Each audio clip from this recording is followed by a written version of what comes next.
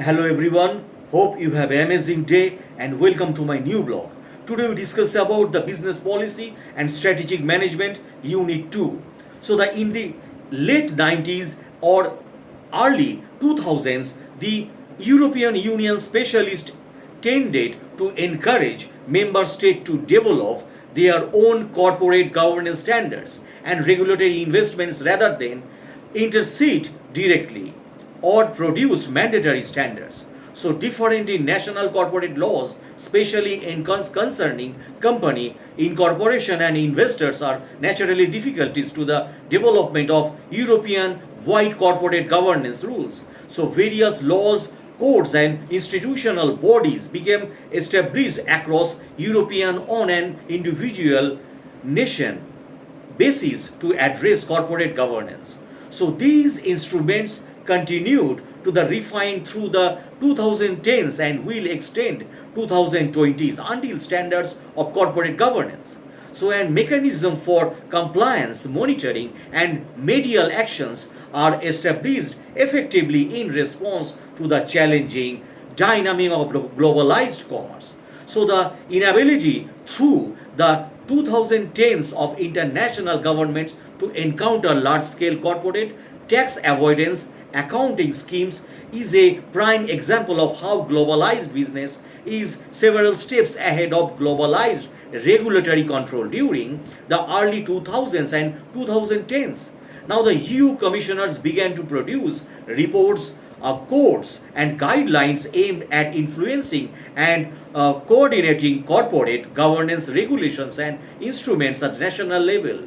So EU interest and non-enforceable guidance during this period focused primarily on directors' remuneration, non-executive director selection and appointment, auditing, corporation commitment and adherence to transparent published statements of corporate governance. Now we discuss about the review of corporate governance in India.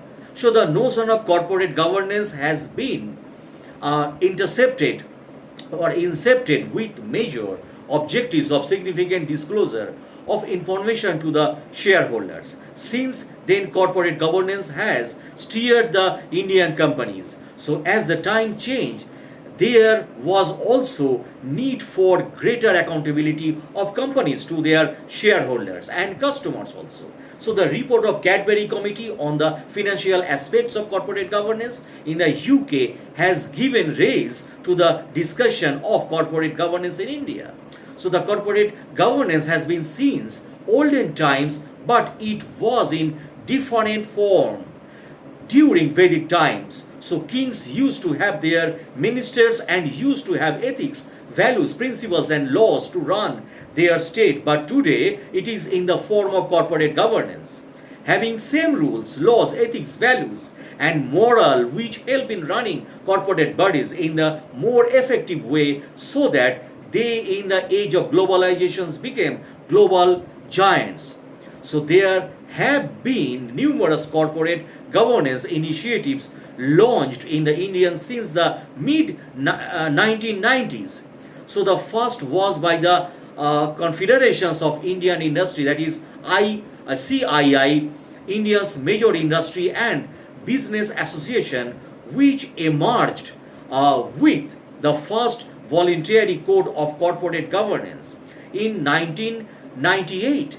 So the second was the SEBI,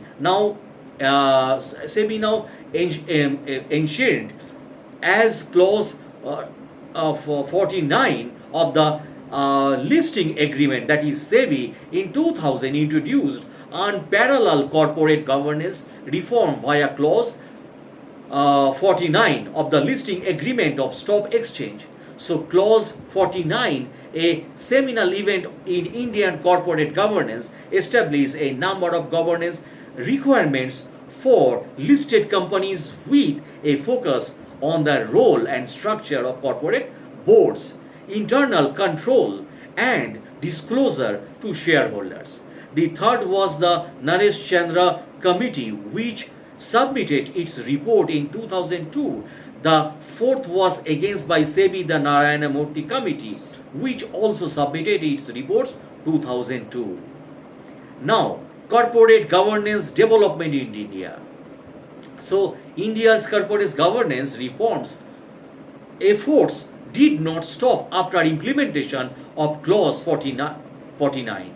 In January 2009, the Indian corporate community was astounded by enormous accounting scandal involving Satyam Computer Services, so one of the Indian information technology companies.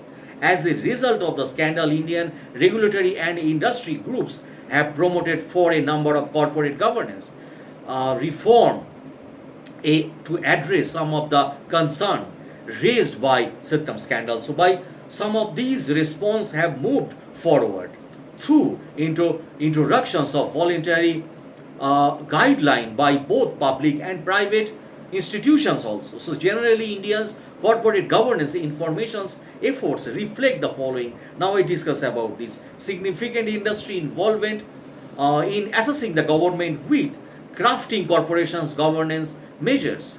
So substantial focus to enhance the function and structure of company boards, including emphasize on the dependent of the board and director.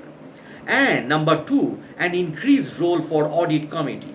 So noteworthy increase in disclosure to public shareholder. So several Indian companies such as PepsiCo, Infosys, Tata, Wipro, TCS and Reliance are some of the global giant. So which have their flag to success flying high in the sky due to good corporate governance. So importance of corporate governance. Now we discuss about this. So the government, the Organization for Economic Cooperation and Development, that is OECD, highlights the significance of good corporate governance in the global and domestic economic environment. According to OECD, that is Economic Corporations and Development. So if countries are to reap the full benefits of the global capital market, and if they are to attract long-term patience capital, corporate governance agreements must be credible and well understood across borders, even if companies do not rely primarily on foreign sources of capitals. So adherence to good corporate governance practices will help to improve the confidence of domestic investors, also may reduce the cost of capital and ultimately induce more stable sources of financial principles of corporate governance, that is 1990s. So there are a number of important issues in corporate governance. All the issues are interrelated and interdependent also to deal with each other. So each issues linked with corporate governance have priorities in each of the corporate bodies also. So the issue are mentioned right now, that I mentioned right now. So value-based corporate culture. First of all, for smooth corporate of any firm, it is necessary to develop certain ethics, values. Long-run business needs to have value-based corporate culture also. So value-based corporate culture is good practice for corporate governance. So it is a set of ethics principles which are innovable. So now holistic view. The holistic view is religious outlook which helps for effective operations of organizations. So it is not easier to adopt it. It needs special efforts also, and once adopted lead to developing qualities of nobility, tolerance and empathy. Now compliance with laws. So these companies which rely or really need advancement have high ethical values and need to run long-run business also. They abide and comply with laws, Securities Exchange Board of India, that is SEBI, and Foreign Exchange Regulation Act, Competition Act, that is 2010, cyber laws, banking laws. Now disclosure, transparency and accountability. So disclosure, transparency and accountability are important feature for good governance. Timely and accurate information should be disclosed on the matter like the financial position, performance. Transparency is needed in order that governance has faith in corporate bodies. Transparency is needed towards corporate bodies, and so that due to tremendous competitions in the marketplace, the customer have choice or chooses do not shift to other corporate bodies. Now, corporate governance and human resource management. Now we discuss about this. So, in corporate culture, employees are vital for success of firms. So, every individual should be treated with individual respect. His achievement should be recognized. Each individual staff and employee should be given best opportunities to prove their worth, and these can be done by human resource department, that is HRD. Thus, in corporate governance, human resource has a great role. Now, every corporate body must involve in innovation practices, that is, innovation in products, in services, and it plays a critical role in corporate governance. So, necessity of judicial reform. So, this is requirement for of judicial reform for a good economy, and also in today's varying time of globalizations and liberalizations. So, judicial systems of Indian through having performed statutory role of these years, so certainly are becoming obsolete and outdated over the year. So the delay in the judiciary is due to several interests involved in it.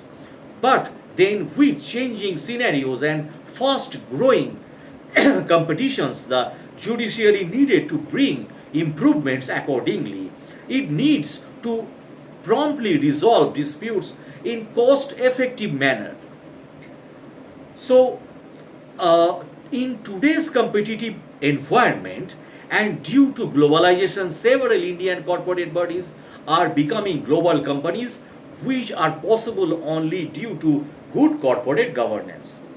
Now, corporate bodies have certain policies which, if goes as a failure, they need to learn from it. Failure can be both internal as well as external, whatever it may be. In good governance, corporate bodies need to learn from their failures and need to move to the path of success.